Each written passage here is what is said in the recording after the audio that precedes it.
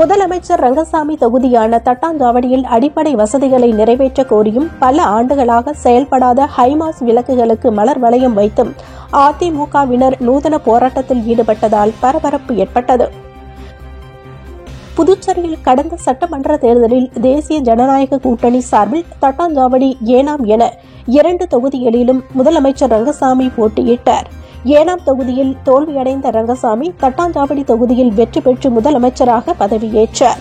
தட்டாஞ்சாவடி தொகுதியில் வெற்றி பெற்ற அவர் இதுவரை அப்பகுதி மக்களுக்கு நன்றி தெரிவிக்கவில்லை என்றும் அடிப்படை வசதிகளை நிறைவேற்றவில்லை என குற்றச்சாட்டுகள் கூறப்படுகிறது. இந்நிலையில் தட்டாஞ்சாவடி தொகுதியில் சாலைகளை சீரமைக்க வேண்டும், வாய்க்கால்களை தூர்வார வேண்டும், சுத்தமான குடிநீர் வழங்க வேண்டும், மின் அழுத்த குறைபாடுகளை சரி செய்ய வேண்டும், பள்ளி மாணவர்களுக்கு விளையாட்டு மைதானம் அமைத்து தர வேண்டும் உள்ளிட்ட பல்வேறு அடிப்படை வசதிகளை நிறைவேற்ற கோரி தொகுதி அதிமுகவினர் கண்டன ஆர்ப்பாட்டத்தில் ஈடுபட்டனர். மாநில செயலாளர் அன்பழகன் அனுமதியுடன் தொகுதி செயலாளர் கமல்தாஸ் தலைமையில் 100க்கும் மேற்பட்ட அதிமுகவினர் கலந்து கொண்டு தாகூர் நகர் அருகே கண்டன ஆர்ப்பாட்டத்தில் ஈடுபட்டனர். அப்போது தொகுதி சட்டமன்ற உறுப்பினரும் முதலமைச்சருமான ரங்கசாமியினை கண்டித்து கண்டன கோஷங்கள் எழுப்பினர். இதைத் தொடர்ந்து அப்பகுதியில் பல ஆண்டுகளாக செயல்படாமல் உள்ள ஹைமாஸ் விளக்குகளுக்கு மலர் வளையம் வைத்து நூதன ஆர்ப்பாட்டத்தில் ஈடுபட்டனர். இந்த ஆர்ப்பாட்டத்தில் மாநில இணை செயலாளர் திருநாவுக்கரசு, மாநில துணை செயலாளர் நாகமணி, அண்ணா தொழிற்சங்க துணை செயலாளர் அஜேந்திரன் உட்பட அதிமுகவினர் திரளாக கலந்து கொண்டனர். முத்தியால்பேட்டை ஆரம்ப சுகாதார நிலையத்தில் ரூபாய் 16 லட்சம் மதிப்பில் புதிதாக கட்டப்பட்டுள்ள யோகா மையத்தை தொகுதி சட்டமன்ற உறுப்பினர் பிரகாஷ்குமார் மக்கள் பயன்பாட்டிற்காக திறந்து வைத்தார். புதுச்சேரி முத்தியால்பேட்டை ஆரம்ப சுகாதார நிலையத்தில் ரூபாய் 16 லட்சம் மதிப்பில் புதியதாக கட்டப்பட்டுள்ள ஆரம்ப யோகா மையத்தின் திறப்பு விழா இன்று வெகு விமர்சையாக நடைபெற்றது. விழாவில் தொகுதி சட்டமன்ற உறுப்பினர் பிரகாஷ்குமார் கலந்து கொண்டு தலைமை தாங்கி புதிய யோகா மையத்தினை மக்கள் பயன்பாட்டிற்காக திறந்து வைத்தார். இந்நிகழ்ச்சியில் புதுச்சேரி மருத்துவத்துறை இயக்குநர் டாக்டர் செவ்வேல், துணை இயக்குநர் ஆரம்ப சுகாதார நிலையம் டாக்டர் ரகுநாத், முத்தியால்பேட்டை ஆரம்ப சுகாதார நிலைய மருத்துவ அதிகாரி doctor Ashwini, homeopathy doctor Dhanalakshmi, Siddha doctor Shanthi மற்றும் பொதுப்பணித்துறை கட்டிடப் பிரிவு உதவி பொறியாளர் ரவீந்திரன், இளநிலை பொறியாளர் குமார் மற்றும் ஆரம்ப சுகாதார நிலைய செவிலியர்கள், ஊழியர்கள் உட்பட பலர் கலந்து கொண்டனர். புதுவை மாநிலம் காரைக்கால் பிராந்தியத்தைச் சேர்ந்த 915 விவசாயிகளுக்கு நெல் உற்பத்தி மானியத்தை அமைச்சர் தேனி ஜெயக்குமார் வழங்கினார். புதுவை அரசு வேளாண் மற்றும் விவசாயிகள் நலத்துறை சார்பில் பயிர் உற்பத்தி திட்டத்தின்படி நெல் சாகுபடி விவசாயிகளுக்கு உற்பத்தி மானியம் வழங்கப்பட்டு வருகிறது. அதன்படி நிகழ் ஆண்டில் காரைக்கால் பகுதியில் குறுவை பருவத்தில் நெல் சாகுபடி செய்த 794 பொது பிரிவு விவசாயிகளுக்கு ரூபாய் 82.77 லட்சம், அட்டவணை பிரிவைச் சேர்ந்த 121 விவசாயிகளுக்கு ரூபாய் 8.81 லட்சம் என மொத்தம் 915 விவசாயிகளுக்கு ரூபாய் 91.58 லட்சம் வழங்கப்படுகிறது. புதுச்சேரியில் நடைபெற்ற நிகழ்ச்சியில் மானியத் தொகைக்கான காசோலையினை புதுவை வேளாண் மற்றும் விவசாயிகள் நலத்துறை அமைச்சர் தேனி ஜெயக்குமார் விவசாயிகளுக்கு வழங்கினார்.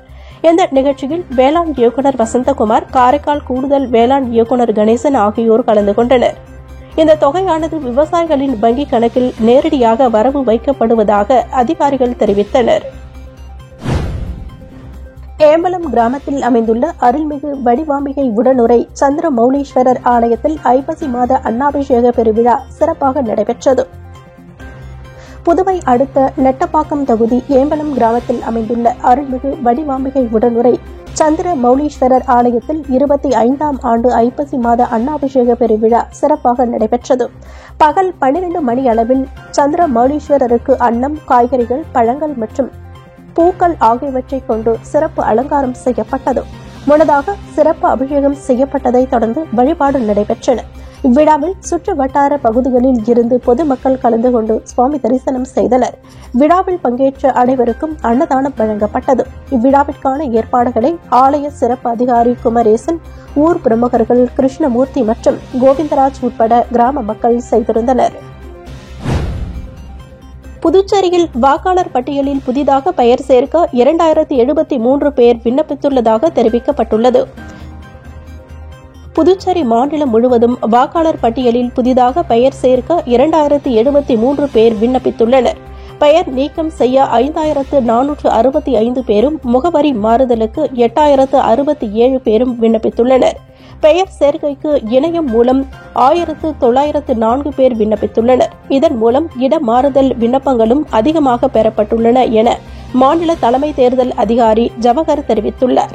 வாக்காளர் பட்டியலில் திருத்தம் மேற்கொள்வதற்காக நவம்பர் 23, 24 தேதியில் மீண்டும் சிறப்பு முகாம்கள் நடத்தப்பட உள்ளதாக தேர்தல் அதிகாரிகள் தெரிவித்துள்ளனர். புதுச்சேரியில் பிரசித்தி பெற்ற மணக்குள விநாயகர் ஆலயத்தில் உள்ள குப்பை தொட்டியில் காலி மது பாட்டில்கள் கிடந்த சம்பவம் அதிர்ச்சியினை ஏற்படுத்தியுள்ளது. புதுச்சேரி கடற்கரை சாலையில் பிரசித்தி பெற்ற மணக்குள விநாயகர் ஆலயம் அமைந்துள்ளது. புதுச்சேரியின் அடையாளமாக உள்ள இக்கோவிலுக்கு உள்ளூர் மட்டுமன்றி வெளிநாடுகளில் இருந்தும் தினசரி ஏராளமான பக்தர்கள் வந்து செல்கின்றனர். இந்நிலையில் இக்கோவில் வளாகத்தினுள் உள்ள குப்பை தொட்டியில் பிரசாத தொன்னைகளுடன் வெளிநாட்டு உயர் ரக காலி மது பாட்டில்கள் கிடப்பதும், அதை பெண் தூய்மையாளர் பணியாளர் ஒருவர் கருப்பு நிற குப்பை சேகரிக்கும் பையில் கொட்டி கோவில் வளாகத்தில் இருந்து வெளியே கொண்டு செல்லும் வீடியோ சமூக வலைதளங்களில் வைரலாகி வருகிறது. இந்த வீடியோ பக்தர்கள் மத்தியில் பெரும் அதிர்ச்சியினை ஏற்படுத்தியுள்ளது. இதேபோல் கோவிலில் ஊழியர்களுக்கு அசைவ பிரியாணி வழங்கியதாக சர்ச்சை எழுந்தது. விசாரணை நடத்தப்பட்டது குறிப்பிடத்தக்கது. இலவச வீட்டு மனை பட்டா கோரி குருவிக்கார குடும்பங்களைச் சேர்ந்த ஏராளமானோர் சட்டப்பேரவையை முற்றுகையிட்டதால் பரபரப்பு ஏற்பட்டது. புதுச்சேரி அருகே உள்ள களித்தீர்த்தால் குப்பம் பகுதியில் ஏராளமான குருவிக்கார குடும்பங்கள் வசித்து வருகின்றனர். அவர்கள் இலவச வீட்டு மனை பட்டா கோரி பல முறை அமைச்சர், முதலமைச்சர் உள்ளிட்டோரிடம் மனுக்களை கொடுத்துள்ளனர். ஆனால் அவர்களுக்கான வீட்டு மனை பட்டா வழங்கப்படவில்லை. இந்நிலையில் முதலமைச்சரை சந்தித்து மனு அளிக்க அவர்களில் பெண்கள் உள்ளிட்ட ஏராளமானோர் சட்டப்பேரவை வளாகத்திற்கு வந்தபோது காவலர்கள் அனுமதிக்கவில்லை. இதனை அடுத்து வாயிலில் நின்று காவலர்களுடன் வாக்குவாதத்தில் ஈடுபட்டனர். மேலும் பழங்குடியினர் அமைப்பில் சார்பில் முதலமைச்சரிடம் பட்டா கோரி மனு அளிக்க உள்ளதாகவும் கூறினர். அதன் பிறகு முதலமைச்சரிடம் பழங்குடியினர் அமைப்பைச் சேர்ந்தவர்கள் மனு அளித்தனர். புதுச்சேரி கூனிமுடக்கு பகுதியில் அமைந்துள்ள ஆதி கைலாசநாதர் தியான திருக்குடிலில் அன்னாபிஷேக விழா சிறப்பாக நடைபெற்றது. இதில் திரளான பக்தர்கள் கலந்து கொண்டு சுவாமி தரிசனம் செய்தனர். சிவன் கோவில்களில் தினம்தோறும் 16 வகையான பொருட்களால் அபிஷேகம் நடைபெற்றாலும் ஆண்டிற்கு ஒருமுறை ஐப்பசி மாத பௌர்ணமி அன்று நடைபெறும் அன்னாபிஷேகம் மிகவும் விசேஷமானதாக கருதப்படுகிறது. அந்த வகையில் இந்த அன்னாபிஷேகத்தை கண்குளிர பார்த்தவர்களுக்கு சொர்க்கம் நிச்சயம் என்பார்கள். அதன்படி ஐப்பசி மாத பௌர்ணமியான புதுச்சேரி கூனிமுடக்கு சேரநகர் பகுதியில் எழுந்தருளி இருக்கும் ஆதி கைலாசநாதர் தியான திருக்குடிலில் ஐப்பசி மாத அன்னாபிஷேக விழா வெகு சிறப்பாக நடைபெற்றது. இதைத் தொடர்ந்து சுவாமிக்கு பால், தயிர், இளநீர், சந்தனம், விபூதி, பஞ்சாமிர்தம், பன்னீர் உள்ளிட்ட பல்வேறு திரவியங்களால் அபிஷேகம் செய்யப்பட்டது. தொடர்ந்து உலக நன்மை வேண்டி நடைபெற்ற கூட்டு வழிபாட்டில் திரளான பக்தர்கள் கலந்து கொண்டு சுவாமி தரிசனம் செய்தனர். இதைத் தொடர்ந்து சுவாமிக்கு அன்னம் மற்றும் காய்கறிகளால் சிறப்பு அலங்காரம் செய்யப்பட்டு மகா தீபாராதனை காண்பிக்கப்பட்டது. இதில் பக்தர்கள் திரளானவர்கள் கலந்து கொண்டு சுவாமி தரிசனம் செய்தனர். தொடர்ந்து விழாவில் கலந்து கொண்ட பொதுமக்கள் அனைவருக்கும் அன்னதானம் வழங்கப்பட்டது. இதைத் தொடர்ந்து விழாவில் கலந்து கொண்ட பக்தர்கள் அனைவருக்கும் பிரசாதமாக காய்கறிகள் வழங்கப்பட்டன. நிகழ்ச்சிக்கான ஏற்பாடுகளை ஆலய நிர்வாகிகள் மற்றும் ஊர் தலைவர்கள் உட்பட ஆலய குழு நிர்வாகிகள் ஆகியோர் சிறப்பாக செய்திருந்தனர். வில்லியனூர் பி. மணவெளி பாலாஜி நகரில் ரூபாய் 32 லட்சம் மதிப்பீட்டில் தார் சாலை அமைக்கும் பணியினை எதிர்க்கட்சித் தலைவர் சிவா துவக்கி வைத்தார்.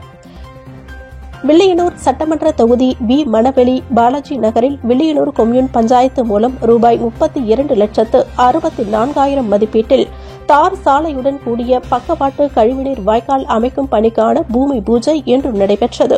இந்நிகழ்ச்சியில் தொகுதியின் சட்டமன்ற உறுப்பினரும் சட்டமன்ற எதிர்க்கட்சித் தலைவருமான சிவா கலந்து கொண்டு சாலை அமைக்கும் பணியினை பூஜை செய்து துவக்கி வைத்தார். இதில் வில்லியனூர் கொம்யூன் பஞ்சாயத்து ஆணையர் ரமேஷ், செயற்பொறியாளர் திருநாவுக்கரசு, இளநிலை பொறியாளர் சத்யநாராயணா மற்றும் தொகுதி திமுக நிர்வாகிகள் உட்பட பலர் கலந்து கொண்டனர். புதுச்சேரி குருமாம்பேட் பகுதியில் எழுந்தருளி உள்ள ஸ்ரீ மகா சாம்ராஜ லலிதாம்பிகை ஸ்ரீ யோக மாயா லலிதாம்பிகை ஆலயத்தில் ஐப்பசி மாத பௌர்ணமியினை முன்னிட்டு சிறப்பு மகா அபிஷேகம் மற்றும் மகா தீபாராதனை நடைபெற்றது. புதுச்சேரி குருமாம்பேட் பகுதியில் அமைந்துள்ளது ஸ்ரீ மகா சாம்ராஜ லலிதாம்பிகை மற்றும் ஸ்ரீ யோக மாயா லலிதாம்பிகை திருக்கோவில். இந்த திருக்கோவிலில் ஐப்பசி மாத பௌர்ணமியினை முன்னிட்டு ஸ்ரீ லலிதா மகா யாகம் நடைபெற்று ஸ்ரீ மகா சாம்ராஜ லலிதா மற்றும் ஸ்ரீ யோக மாயா லலிதாம்பிகைக்கு பால், தயிர், சந்தனம், திருநீர், திருமஞ்சனம், குங்குமம், கலச நீர் என பல்வேறு வாசனை திரவியங்கள் கொண்டு மகா அபிஷேகம் செய்யப்பட்டு மலர்களால் அலங்கரிக்கப்பட்ட அம்மனுக்கு சோடச தீபாரதனை மற்றும் பஞ்சமுக தீபாரதனைகள் காண்பிக்கப்பட்டது. தொடர்ந்து ஸ்ரீ மகா சாம்ராஜ லலிதா மற்றும் ஸ்ரீ யோக மாயா லலிதாம்பிகைக்கு சகஸ்கர நாமம் பாடப்பட்டு மகா தீபாரதனை காண்பிக்கப்பட்டது. இதில் பக்தர்கள் பலரும் கலந்து கொண்டு லலிதாம்பிகை அம்மனை வழிபட்டு சென்றனர். இதற்கான ஏற்பாடுகளை கோவில் குருக்கள் மகேஸ்வர சாஸ்திரி மற்றும் பக்தர்கள் சிறப்பாக செய்திருந்தனர்.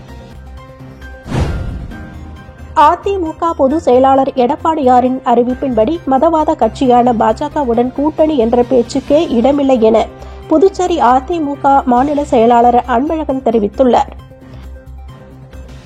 புதுச்சேரி அதிமுக தலைமை அலுவலகத்தில் செய்தியாளர்களை சந்தித்த மாநில செயலாளர் அன்பழகன், அதிமுக பொதுச் செயலாளர் எடப்பாடியார் அறிவித்தபடி மதவாத கட்சியான பாஜகவுடன் கூட்டணி என்ற பேச்சுக்கு இடமில்லை என்ற அவர், தமிழக திமுக அரசின் செயல்படாத தன்மைகளை மறைக்க சில விஷமிகள் திட்டமிட்டு வதந்தி பரப்புவதாக குற்றம் சாட்டினார். மேலும் புதுச்சேரியில் எந்த திட்டத்தை தொடங்கினாலும் ஆட்சியாளர்கள் நிதி ஆதாயம் தேடுவதிலேயே குறியாக உள்ளனர் என்றும், அனைத்து துறைகளிலும் ஊழல் புரையோடி உள்ளதாக, நிர்வாக திறனற்ற அரசாக உள்ளது என கூறினார்.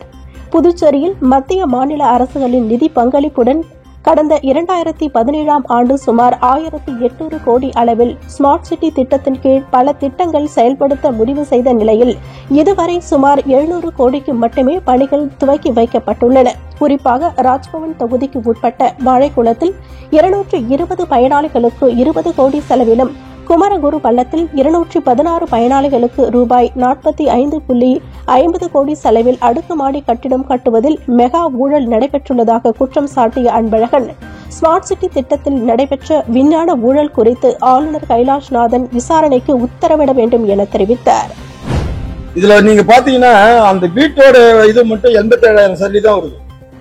87,000 தான் வருது. ஆனா செட்பேக் எல்லாம் சேர்த்தீங்கன்னா 1,10,000 வருது. இந்த 1,10,000 இந்த 45 கோடியில டிவைட் பண்ணா 21,60,000 வருது ஒரு வீட்டுக்கு. இப்ப எங்களுக்கு என்னன்னா, நீங்க இவ்வளவு அதாவது ஒரு பயனாளிக்கு வீடு கொடுக்குறீங்க, ஒரு 400 சதுரடி. அவங்க வறுமை கோட்டுக்கே உங்களுக்கு நீங்க கொடுக்குறீங்க, அங்க ஏற்கனவே வசதி இருந்தவங்களுக்கு. அப்ப இந்த ஸ்லாப் சிஸ்டமே தப்பா வருது. ஒருத்தவங்களுக்கு ஒரு மாதிரி, ஒருத்தவங்களுக்கு ஒரு மாதிரி, ஒருத்தவங்களுக்கு ஒரு மாதிரி. அப்ப இந்த கவர்மெண்ட்ல ஒரு எந்த விதமான நாம்சம் இல்லையா? அப்ப யாரோ ஒருத்தவங்க பயன்படுத்துறதுக்கோசம் நீங்க எல்லாத்தையும் மாத்தி போயிட்டே இருப்பீங்களா? சென்னை சில்காரனை கூப்பிட்டு நீங்க கட்ட வேண்டிய அவசியம் என்ன? புதிய டெக்னாலஜியை நீங்க அதுல பயன்படுத்த வேண்டிய அவசியம் என்ன? அதுல யாரு கேக்குறாங்க? அத நீங்க அவனுக்கு வீடு கட்டி கொடுக்கறது வெறும் 400 சதுரடி தான். 400 சதுரடிக்கு இந்த தேவையா? லிப்ட் போடுறீங்க. இப்ப ஜிஹெச்ல அந்த லிப்ட் நீங்க பாத்தீங்கன்னா மாசுக்கு ஒரு தடவை ரிப்பேர் ஆயிடும். நானே 3ஆம் மாடி தான் நடந்து போவேன். நானே ஒரு ஹார்ட் பேஷண்ட். ஆமா, இப்ப நீங்க இதுல பாத்தீங்கன்னா ஒரு பில்டிங்ல 2 லிப்ட் போட்டு வச்சிருக்கீங்க. ரிப்பேர் ஆச்சுன்னா 12ஆம் மாடி ஏறுவாங்களா?